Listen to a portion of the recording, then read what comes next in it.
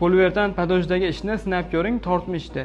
Aka, javobingizni o'qidik. Siz aytgan poliuretan podojdagi tortma ishimizni sovuq suvda emas, qaynagan issiq suvda sinab ko'ramiz, rezultatini ko'rasizlar.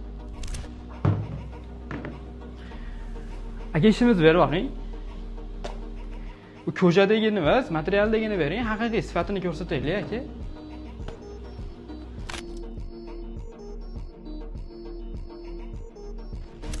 Suvimiz 100% qaynagan holatda ishimiz materialligidan foydalanishimizdan maqsad material klayni shimib olgani sababli sifatsiz klay ishlatilsa, padoj qo'yib yuborish darajasi yuqori bo'ladi.